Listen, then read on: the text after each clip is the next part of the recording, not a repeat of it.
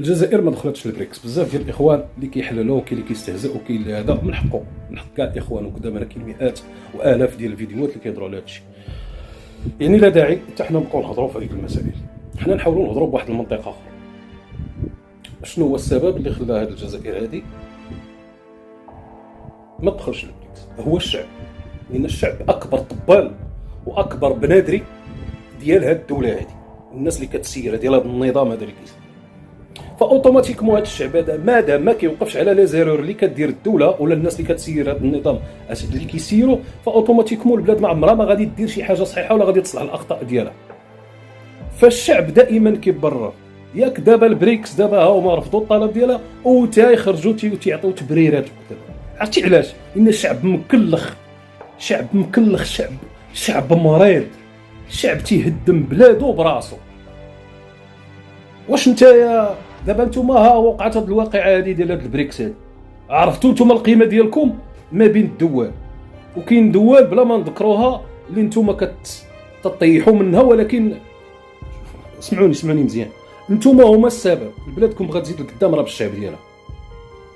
اما دوك اللي كيسيروا راه غا بهلوانات وغير خدامين تيدوروا بحال الحماق، بحال الناس اللي ما عندهاش. الناس هذوك الناس راه خدامين غير كيبينوا لكم وكيقضيو الاغراض، كيبينوا لكم البهرجه وكذا وحنا غادي نديروا وحنا واعرين، ولكن هما راه تيضربوا الفلوس. نتوما كتضربوا شي حاجه؟ كتضربوا والو، خدامين غير كتبرروا، كتدافعوا على الخوال الخاوي. انتوما هما السبب اللي ما خليتوش هذيك البلاد ما عمرها ما غادي تقعد بسبب الشعب.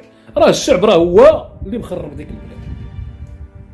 راه ماشي هو داك تبون ولا شنكريحه وكذا. تبون وشنكريحه اللي مخليه يجلس تما راه نتوما. لهذا انا مشيت لهذا التحليل هذا، بعيد على داك التحليلات كاملين مئات والاف الفيديوهات اللي كاينين كيديروا الاخوان مشكورين كل واحد من جهته. انا كنمشي لكم انا اللب ديال الموضوع، العمق ديال المشكل ديال هذه البلاد هذه. راه العالم تيضحك عليكم، العالم تيضحك عليكم، حاسبين راسكم قوه وانتم لا حول ولا قوه لكم. راه الشعب هو السبب ديال هادشي. راكم انتم اكبر مرض وانتم اللي خرجتوا على البلاد ومازال غادي تزيدوا تخرجوا على البلاد.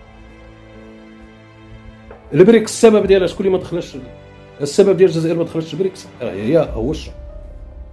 فالسبب ديال البريكس ما دخلاتش هو الشعب، هو اكبر طباع. عامين وانتم كتخبطوا. يعني انا كيبان لي انا الانجاز ديال تبون في هذه العهده ديالو، يعني عامين هو خدام تيهضر غير على البريكس وفي الاخر ما دخلكمش البريكس، وعرفتوا الحجم ديالكم الحقيقي ما بين الدول، وبانكم ما دوله ما قوه ما تلعب. انتم دوله فارغه بنظام مهترئ حمق مهرج كيضحكنا. كنتمناو لهذا النظام هذا ديالكم يزيد عهده ثانيه صراحه، باش تعرفوا نتوما تزيدوا تعرفوا القيمه ديالكم اكثر، حيت نتوما ما كتفهموش كيما ما فهمتوش بان داك النظام راه خدام تيهرف هذا وكيلعب لكم بالبلاد. فاوتوماتيكمون ما غاديش تفهموا حوايج اخرين فاخي لكم.